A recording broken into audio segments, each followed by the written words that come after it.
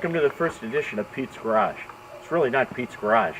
This is going to be the start of a series of videos that we're doing here at Petters for the do-it-yourselfer. The intention is real simple. We want to make it clear just how complex or not a particular job is to help our prospective customers decide whether they want to do this on their driveway or do it at one of our Petter professional shops where you get suspension specialists doing the best work, in our opinion, of anybody in the aftermarket in terms of suspension. So today you are literally in my driveway and you're going to hear vehicles going up and down the street, and we're just going to keep on working right through it. We're going to install a set of XA coilovers on a 2004 wide body GTO. We've got an array of tools and parts laid out. This is going to be a slightly special installation because we're going to be installing some higher rate front coils. This particular wide body happens to have a Pro Charger and a couple of extra coolers stuffed front of the axle. That extra weight increases the amount of understeer that you experience in high performance handling situations on the vehicle. So we're going to move from a 7 kilogram front coil to an 8 kilogram front coil. The installation is going to be pretty straightforward. Shouldn't take us all that long. We've got some basic tools, 24 millimeter, 22, 21, 19 and 17 millimeter hand tools. We've got some sockets. I'm probably going to cheat a little bit and use a few air tools because a lot of our do-it-yourselfers have really well-equipped garages. When we measure ride heights at Petters, we want to take out as many variables as possible. So we measure from the lower lip of the rim up through the center of the wheel to the painted edge of the fender. We're going to go ahead and do that right now. With 18-inch wheels, this particular vehicle with the wide body kit is sitting at 557 millimeters up front. The two rears are a perfect match. We're at 604 on both sides. Up front we've got a little imbalance right now. We're sitting almost 10 millimeters low on the driver's side of the vehicle. We're 557 over there, we're 567 over here. We'll address that when we put in the new coilovers and get this leveled out. I've got a 24 millimeter deep well on the air gun. It's a strut retaining nut, it's a locking nut. We're going to buzz that right off. So let's set the gun to reverse.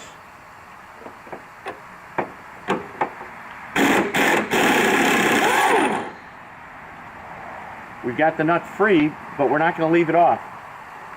We're going to put it back on and let it just sit by a few threads. That way when we're working on the unit down below, we'll let the car do the work and do all the holding up here. When it's time to come off, we can take it off with ease. We don't have special sockets for the wheel lugs, but we want to take special care of our fancy wheels.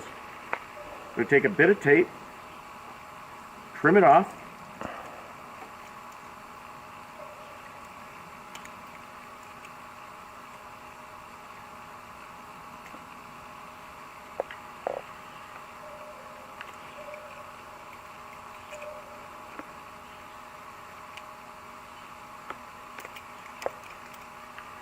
instant protected socket.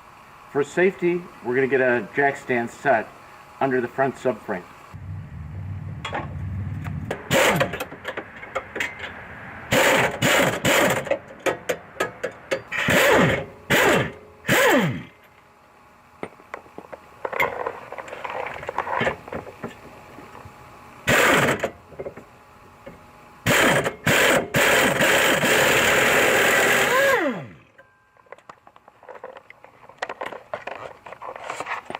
Levis bolts are out, wheel assembly is down, and now we're going to move to the top of the car. Remember we left just a few threads up on top? This is why.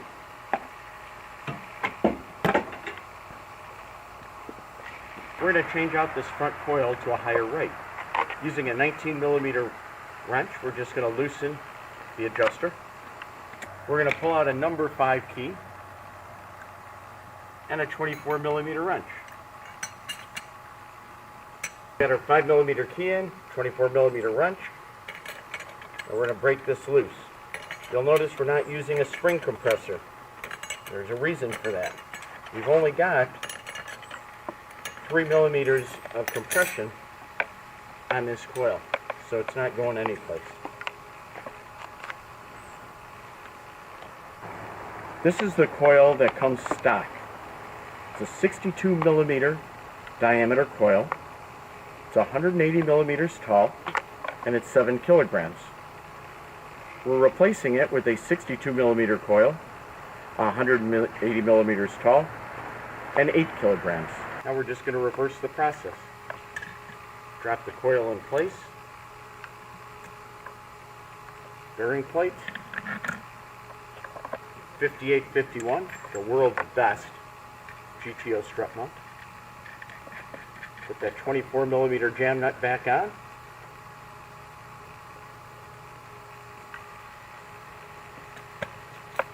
I'll insert the key. Put the wrench on over, and we'll tighten it up just a bit here. Now we're not too worried about how tight we're going to get this on the ground, because we like to let the car do the work. Now once this is back in the car, with the weight of the vehicle sitting on top of it, we'll be able to tighten this up really well. Okay, we're going to basically go through this same process here. Insert this up into the vehicle. Struts back in the vehicle. Retaining plate.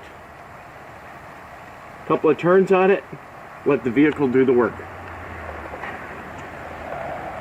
It's very important to get the wheel clevis bedded, the camber adjusting bolt against the block on the XA. So give it a good shove, hold it tight.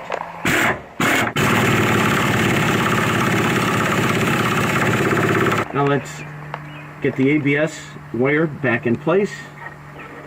We'll get the brake back in place.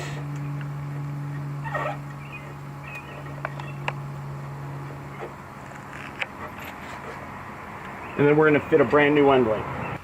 I'm holding up the correct end link for the right side of the vehicle. These end links are actually faced. You'll notice this is a much shorter end link than the one we took out. We struggled a bit taking out the end link with the old Extreme Coilover. This end link is shortened. We won't have that problem. She'll slide right in.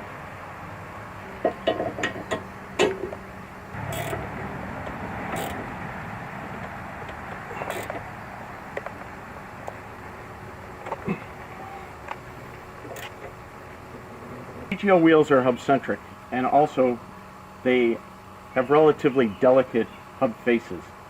They're sensitive to torque. We want to make sure we get these wheels centered just right. So instead of a gun, we're going to use a speed ratchet to set these wheels.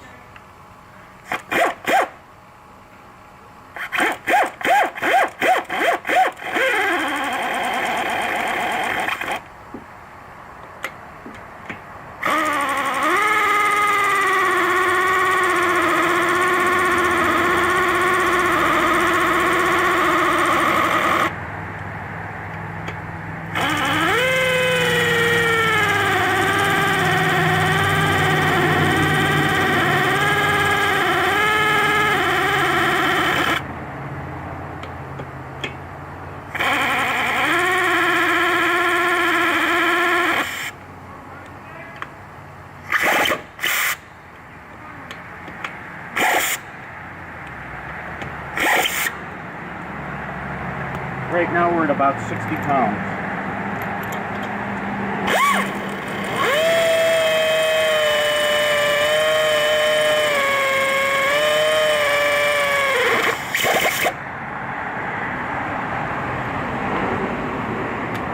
And last but not least, our wheel lock.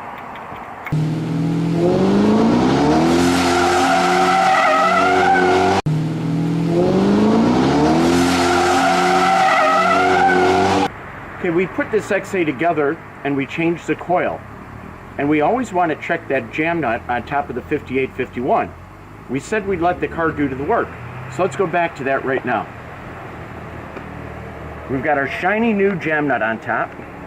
And very important, we're going to say this twice. The crimp always goes on top. Pull off our retaining plate, and there's that jam nut that we got reasonably tight, but we know it's not done. So now we're going to put our socket on it, because you can never, ever, ever use an air gun on it, and make sure it's good and tight.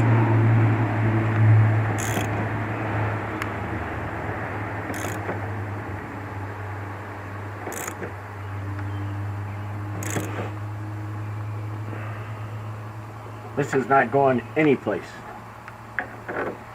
Put a retaining plate back on, And now let's put on our shiny new jam nut. Don't forget that crimp has always got to be at the top. If you invert the nut, you'll strip the shaft. Stripped shaft, it's not a warranty item. We'll make really sure she's tight.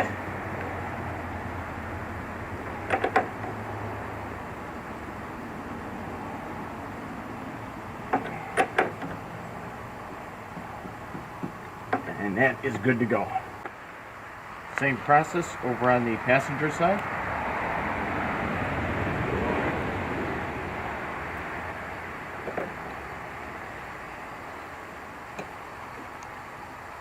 And we're going to go to full soft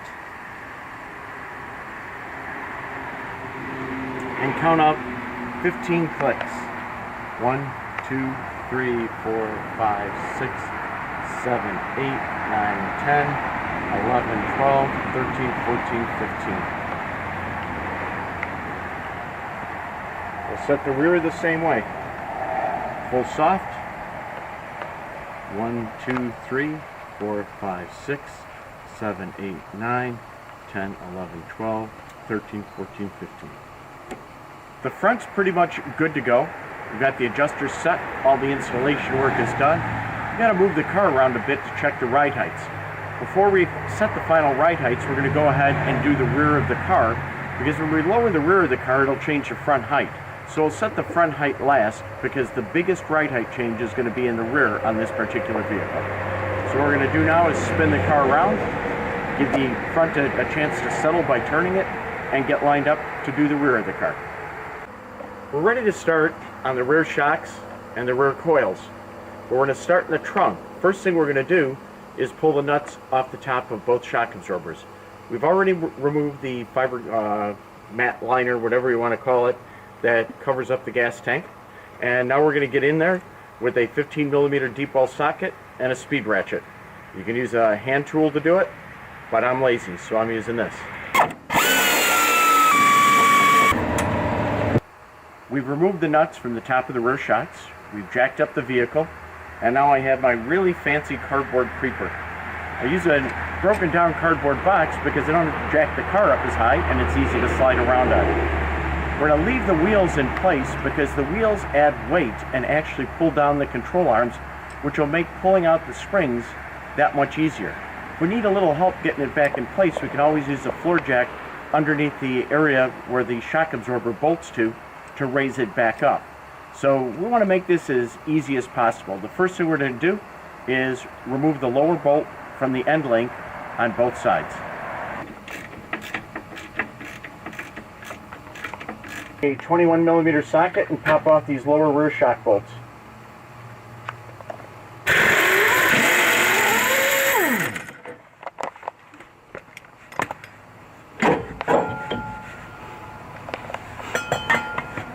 Shock number one, and sometimes they seat just a bit there. A little wiggling, and shock number two is out. Okay, I've got Will on the outside of the car. He's going to press on the top of the wheel. I'm going to give it a little pull with a bar here, big screwdriver, and we're close to out, and there she is. We're going to remove the adjusters. We're going to remove the nuts.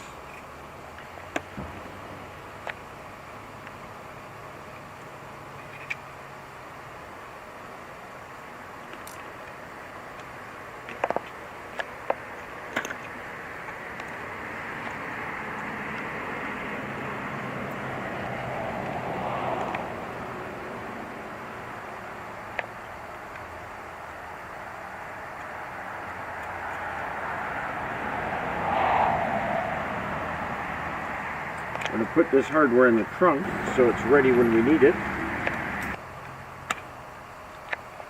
And we're going to preset our rear coil height.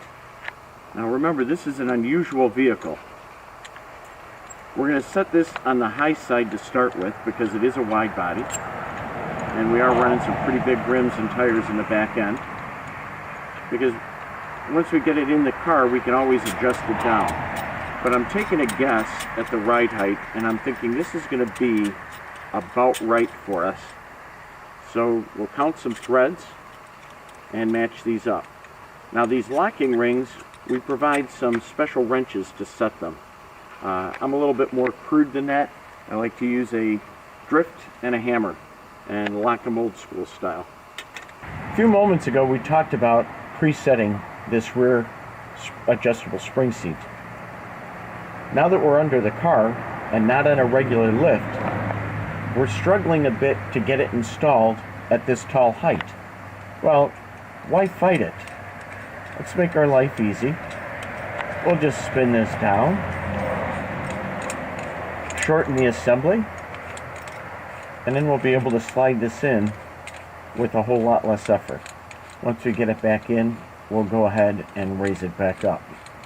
It's a concession we'll make to the driveway installation. We've got our OEM spring seat on the bottom, we've got our OEM spring seat on the top.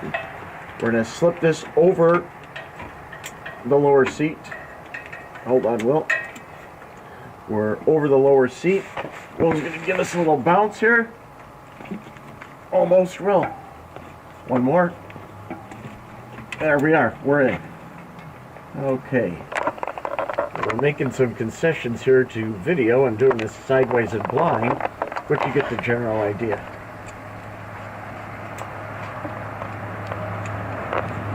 This is an adjustable shock absorber in more ways than one. Not only does it have 30 damping adjustments, it's adjustable in terms of height. To set the height, we need to loosen this collar. Collar is now loose. Want to make it longer? We unscrew it. Want to make it shorter? We tighten it up. Now I'm going to ask you to come really close and take a good look at this inspection hole. This inspection hole, we're going to spin it down a bit. You'll see now, you see that there are half threads? Part of the hole only is filled with threads. That would be unacceptable. We have to have this hole completely full of thread. When it looks like this, you're good to go. Anything less, not good to go. The main objective of raising and lowering this unit is to hold the coils in place. You need 5 millimeters or so, 10 millimeters, somewhere in that 5 to 7, 8 range to hold that coil tightly in place when the wheels are at full droop. So all we're going to do when we get this unit installed in the car is adjust the length to make sure we have sufficient preload on the rear coils.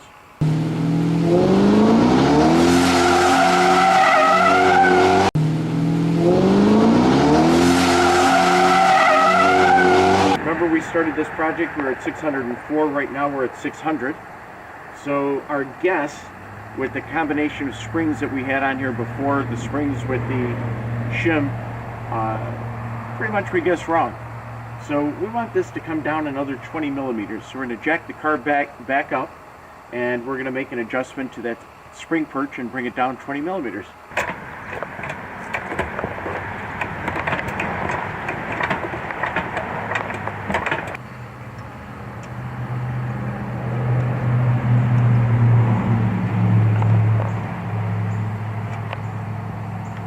Alright, we started out at 604, we're now just under 580. There's a 3 millimeter difference side to side. We're not going to worry about that because it's on the driver's side, and like most people I spend more time driving my GTO by myself, so in the end it'll be just about dead nuts even. We have a couple other things to do here. We're going to lock down those collars. We're going to get underneath the car one more time. Means we got to jack it back up. We're going to fasten the end links. We're going to put the shock absorbers in. Back is done. We'll move up front, set the height up front, and this car is almost complete. Okay, I've got Will standing up topside. We're going to insert this up into the hole here. I'll hold it until Will gets a nut on it. Ready?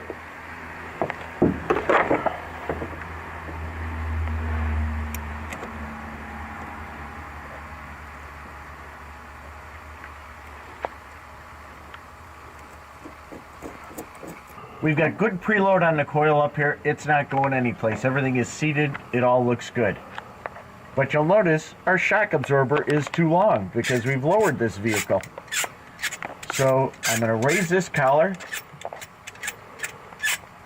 We're not going to need to use that inspection hole because we already knew we had enough thread. Now we're going to have even more thread inside this lower mount. And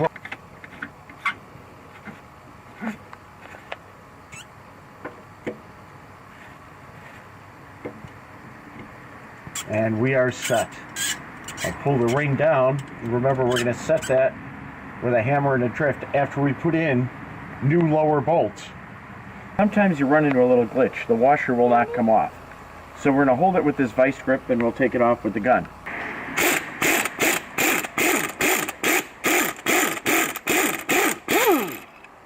While I'm putting this one together, let's talk about the threads in the knuckle here. It is not at all uncommon when you're doing GTO shock absorber work for the threads to literally pull right out clean and leave you with a bit of a mess trying to put your car back together. Don't get excited, it's nothing to worry about. All you do is literally drill the threads out completely. Get a longer grade 8 or higher quality bolt, run it all the way through, put a nylock nut on the other end, and you'll actually have a stronger assembly than the OE. So no need to panic if those threads come out. Now I'm going to grab those pliers and buzz this assembly back together. Okay, we're going to start this by hand, get it in a good distance to make sure we're not cross-threading and everything feels good, which it does. And now we're going to put it in.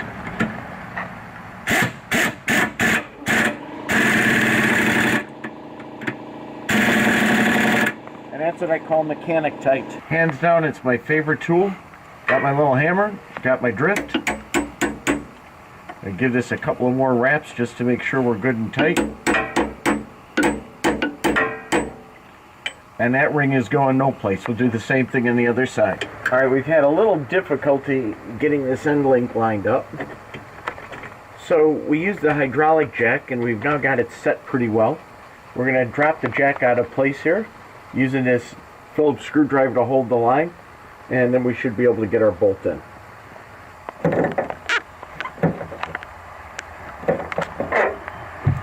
We're going to use the second nut that they supply to double nut this.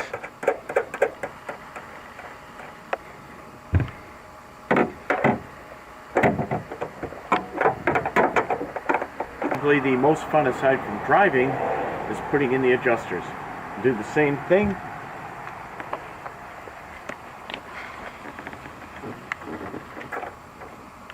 Put the adjuster in. Tighten it by hand. 19mm wrench to just snug them down. Passenger side.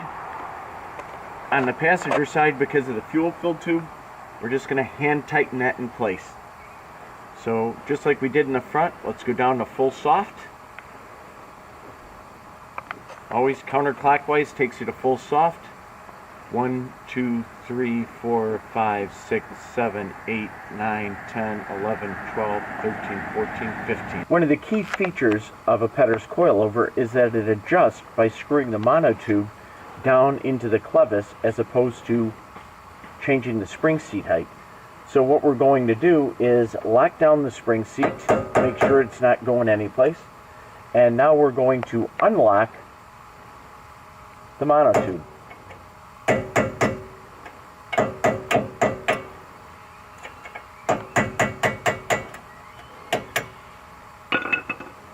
Now we want to raise this considerably.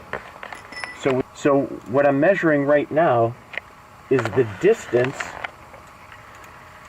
between these 2 points.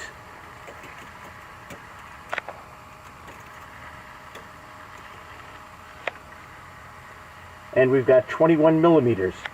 We'll be happy when that says 46mm.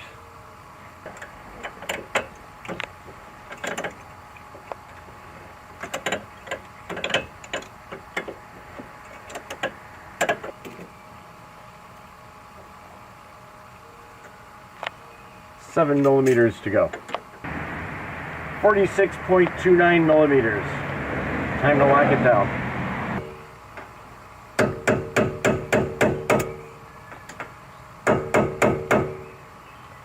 If you're wondering if this puts a mark on this, it sure does.